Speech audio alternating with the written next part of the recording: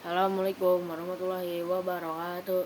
Perkenalkan, nama saya Muhammad Turul Iman. Saya akan menjelaskan makna atau kesimpulan dari buku ini yang berjudul Impian Eduko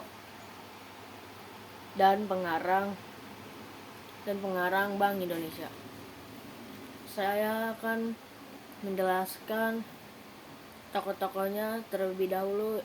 Tokoh pertama ada Eduno, kedua Edumi, ketiga ayah Eduko, keempat paman Edusyah, kelima Pak Guru, keenam Eduko. Cerita ini menjelaskan bahwa barang yang kita tidak punyai akan kita punyai di masa depan. Di suatu hari, Eduko dan teman-temannya berserta guru olahraga ingin ke lapangan. Lalu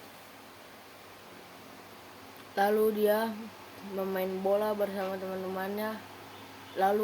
Lalu kata gurunya, anak-anak, besok akan ada perlombaan bola di sekolah. Lalu Eduko pun semangat, tapi Eduko tidak punya sepatu untuk memainnya.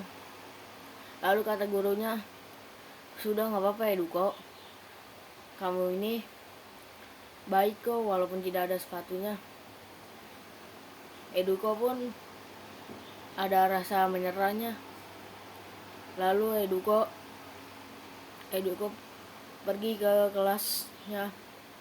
Lalu Eduko memikirkan, bagaimana ya kalau aku ada sepatu, pasti aku tampil lebih kece. Lalu kata gurunya, kalian harus giat berlatih agar bisa memenangkan pertandingan suatu lagi. Kalian harus memakai sepatu sepak bola. Lalu guru menanyakan, siapa yang punya sepatu bola? Yang punya sepatu bola Eduno, Edumi, dan teman-teman yang lainnya. Eduko terlihat sedih. Eduko tidak punya sepatu bola.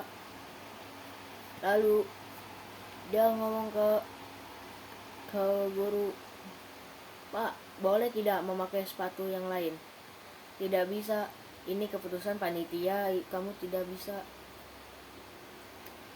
Lalu si Eduko pantang menyerah. Dia terus minta meminjam kepada teman-temannya. Namun teman-temannya tidak mempunyai sepatu lebih.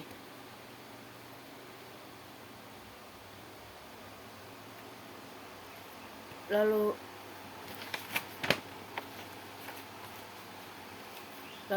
mereka disuruh latihan bola sebentar. Kamu mau pinjam sepatu sama siapa? Aku hanya punya sepasang.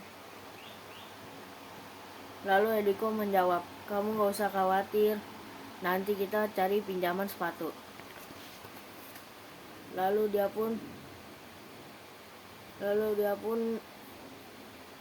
pulang dengan rasa sedih si Eduko. Dia tidak punya sepatu sepak bola dan sudah coba meminjam temannya, tapi mereka hanya punya sepasang. Pengen membeli, gak mampu.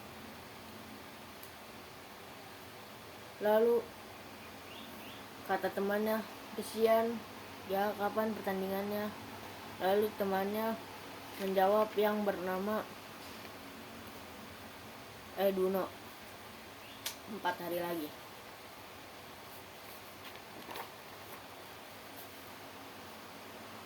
Lalu si Eduko pantang menyerah.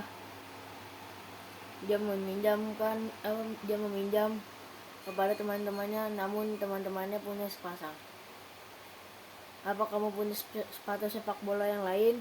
Nggak punya. Ada nggak temanmu yang punya? Lalu kata temannya, aku tidak tahu, maaf Eduko. Tinggal 2 hari lagi, bagaimana ya?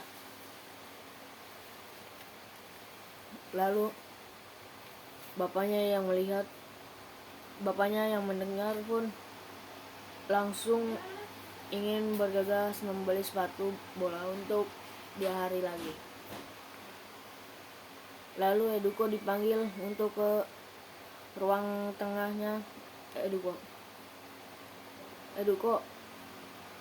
ayo kemari ke ruangan bapak. Lalu Eduko menjawab, baik pak.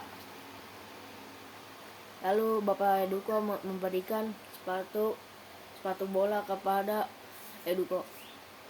Anak bapak punya sepatu sepak bola, tapi apakah sepatu ini pas untukmu? Lalu Eduko pun senang di awalnya. Terima kasih pak, akan saya coba. Lalu pas Eduko coba, sempit banget. Tapi aku harus bertahan. Lalu dia pas ditanya ke bapaknya, bagaimana? Lalu Eduko menjawab, pas pak. Aduh, sakit sekali dalam hati dia. Jangan dipaksakan nak, wajahmu tidak bisa berbohong. Lalu si Eduko bilang, tidak. Kamu tahu apa yang paling penting bagi pemain sepak bola selain stamina, kecepatan, dan kelenturan? Lalu kaki bagi pemain sepak bola, kaki merupakan harta yang tidak ternilai, harus dijaga. Kalau kamu maksain kakimu sakit. Lalu si Eduko sedang menangis diteramai seperti itu. Tapi aku ingin ikut pertandingan. Lalu kata bapak Eduko, ikutlah tahun depan. Sekarang menabunglah untuk membeli sepatu, masih ada kesempatan nak. Tahun depan, iya masih ada tahun depan. Lalu ia pun menabung. Lalu ia mampir ke toko sepatu sebentar. Ia melihat sepatu yang berjumlah 200.000 satu pasang.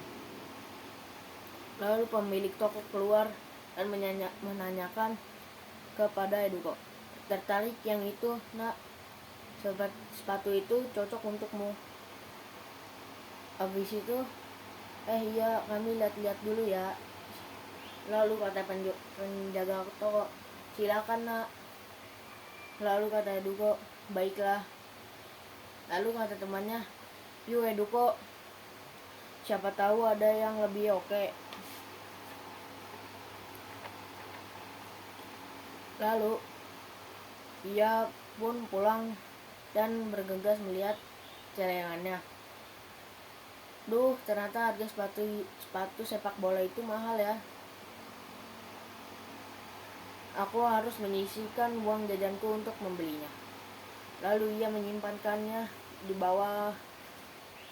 bawah kasur.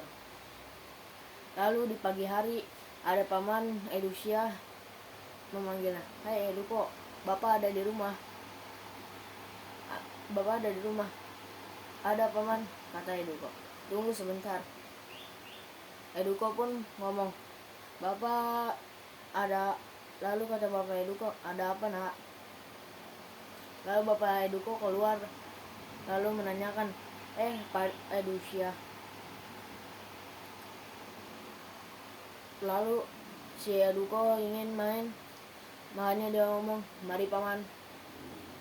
Lalu paman menjawab, ya Eduko, terima kasih telah memanggilkan bapakmu. Lalu Eduko menjawab, sama-sama. Lalu Pak Edusia ngomong kepada bapaknya, maaf baru bisa datang sekarang Pak. Lalu kata bapak Eduko, nggak apa-apa, mari silakan duduk.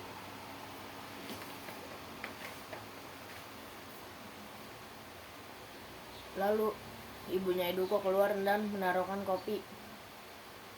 Lalu kata bapak Eduko, silakan minum. Eduko bergegas ingin bermain sepak bola.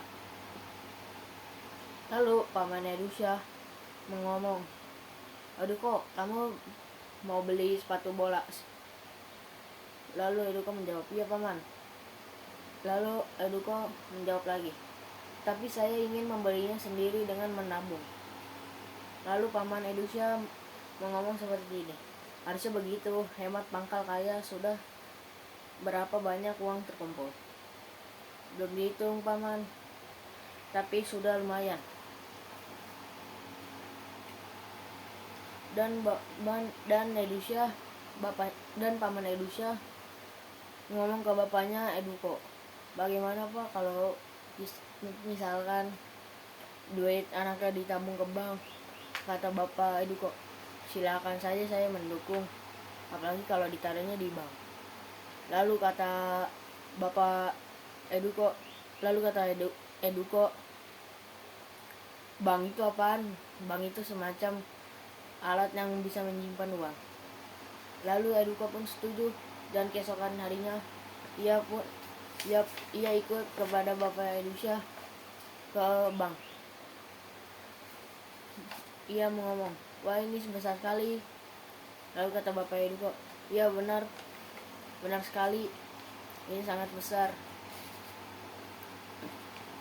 Lalu dia harus ada persyaratan tanda tangan orang tua dan tanda tangan dia sendiri. Setelah dia tanda tangani, dia menaruh uang sebanyak 50.000 per hari. Yang dimaksud per hari itu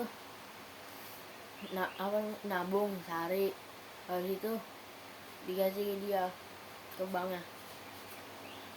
Lalu berapa bulan kemudian Eduko dipanggil lagi untuk bermain sepak bola. Eduko bergegas ke bank untuk mengambil uangnya dan membeli sepatu sepak bola. Dan kata Eduko, wah akhirnya kesampaian juga untuk membeli sepatu sepak bola. Lalu si Eduko bermain dengan semangat. Temannya mengoper dia, Eduko ambil ini. Lalu Eduko pun mencetak bola. Dan tim sepak bola SD suka senang akhirnya memenangkan pertandingan sepak bola antar SD. Lalu Eduko pun senang, gembira,